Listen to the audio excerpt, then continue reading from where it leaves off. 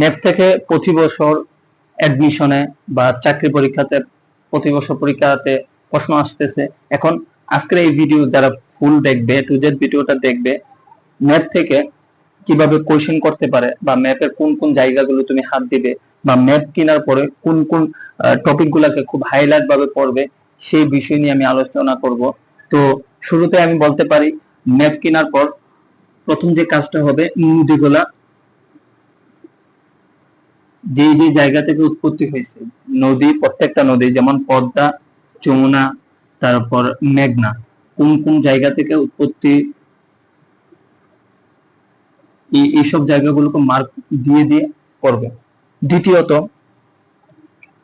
ম্যাপের নদীগুলার যে মিলন, এই যে মিলনস্থল, মেঘনার মিলনস্থল, পাশাপাশি তোমার এই যে প্রত্যেকটা মিলনস্থল খুব ভালোভাবে পড়ে নিবা।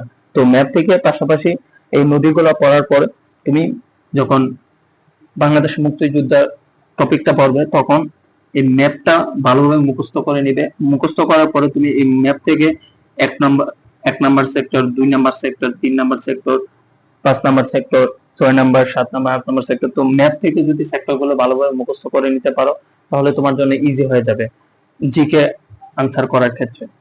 তারপর যে কাজটা করবা, যখন তুমি আদিবাসী চ্যাপ্টারটা পড়বা, আদিবাসী খুব বেশি ইম্পর্টেন্ট, আর আদিবাসী থেকে জিকে আসি। তো আদিবাসী যখন পড়বা, যে বলবে যে মারমারা কোথায় বসবাস করে, তো তারপরে বলবে রাখাইনরা কোথায় বসবাস করে, তো তখন তুমি কি করবে, আগে উত্তরবঙ্গ থেকে শুরু করবে, তারপর ময়মনসিং থেকে শুরু করবে। এই পুরো এই জায়গাটার ভিতরে খুব বেশি তোমার আদিবাসী নাই, তো ওদেরকে যদি আগে তুমি কমপ্লিট করতে পারো, এখানে 4-5টা বা 5-10টা থাকবে, তো এগুলা যদি তুমি মুখস্থ করে নিতে পারো, তারপর বাকি যা কিছু থাকবে সব কি হয় রাঙামাটি না হয় বান্দরবান। সো ম্যাপটা পড়ার সময় এইসব জিনিস খেয়াল করবে।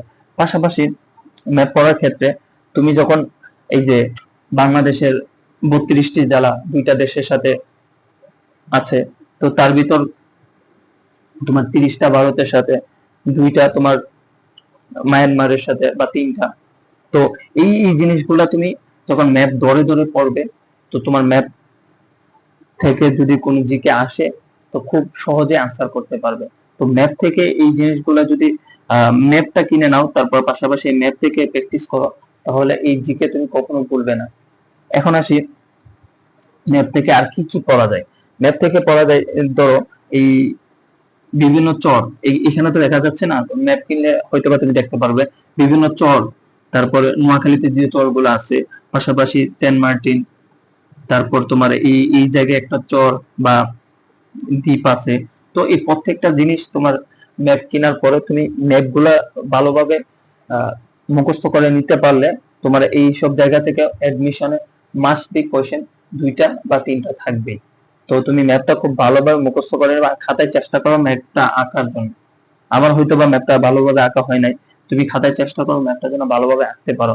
তো ম্যাপটা আঁকার পরে ফার্স্ট কাজ হচ্ছে তুমি নদীগুলা ভালোভাবে মুখস্থ করে নিবা, নদীর উৎপত্তি স্থলগুলা ভালোভাবে মুখস্থ করে নিবা। তারপর যখন মুক্তিযুদ্ধ পড়তে যাবা, তখন সেক্টর থেকে প্রতি বছরই কোশ্চেন আসে, তো সেক্টর গুলো খুব ভালোভাবে মুখস্থ করে নিবা।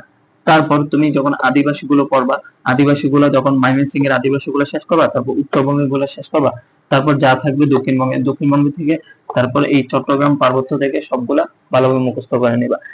তারপর যে কাজটা করতে পারো, পাহাড়গুলা, যে টারসিয়া যুগের পাহাড় কোন দিকে, তারপর সাম্প্রতিককালে পাহাড় সমূহ কোন দিকে, তো এইগুলা পড়ার ক্ষেত্রে হয়ে যাবে।